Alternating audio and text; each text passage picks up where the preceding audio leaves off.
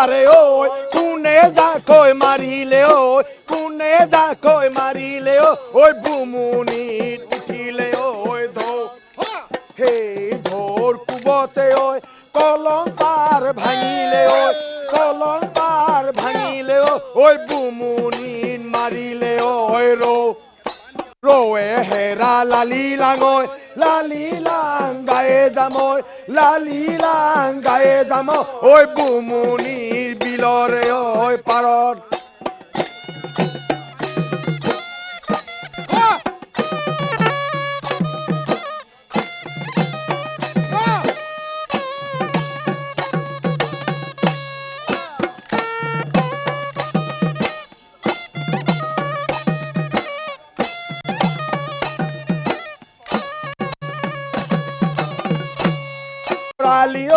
ৰাঘুয়া বড়ালিও ওই তন্তলাত এপাচি ওই শিল কাকৰ কুচিয়া ওই কবাকে ধৰি যাম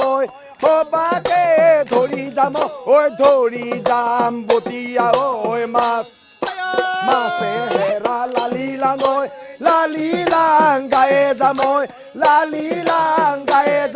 ওই বুমুনিৰ বিলৰে ওই পাৰত সকলোৱে মিলিজুলি এসাঁজ খোৱা এই কথাটো আচলতে অনুভৱ কৰিব লাগিব সকলোৱে। আৰু আটাইতকৈ ডাঙৰ কথা হ'ল বোমানী বিল বুলি ক'লে ডিমৰীয়াৰ এটা আৱেগ আচলতে।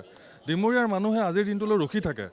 আজিৰ দিনটোত আহি মাছ পালোঁ নে নাপালোঁ সেইটো ডাঙৰ কথা নহয়, কিন্তু এই যে সকলো জাতি বৰ্ণ ধৰ্ম চবেই আহি ইয়াতে একলগ হৈছোঁ, মনৰ কথাবোৰ পাতিছোঁ বিলৰ পাৰত বহি, তহঁতৰ এইবাৰ শালি খেতি কেনেকুৱা হ'ল, তহঁতৰ আজি ভেলাঘৰত কিহৰে আয়োজন, এনেধৰণৰ কথাবোৰ আচলতে ইয়াতেই হয়।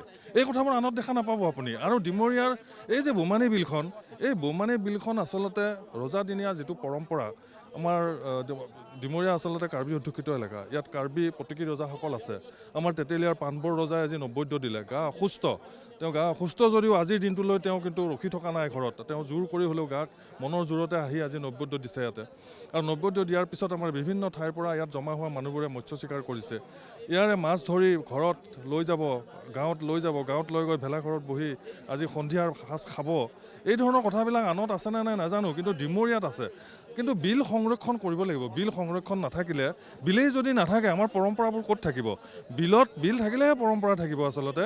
আৰু ভোগালী বুলি ক'লে মৎস্য চিকাৰ, ভোগালীৰ লগত এটা অতঃপ্ৰোত জড়িত অনুষ্ঠান এইটো। কুহি মাছ গম নাপাওঁ মই। নাই আজি ফূৰ্তি বুলি আহিছোঁ মই।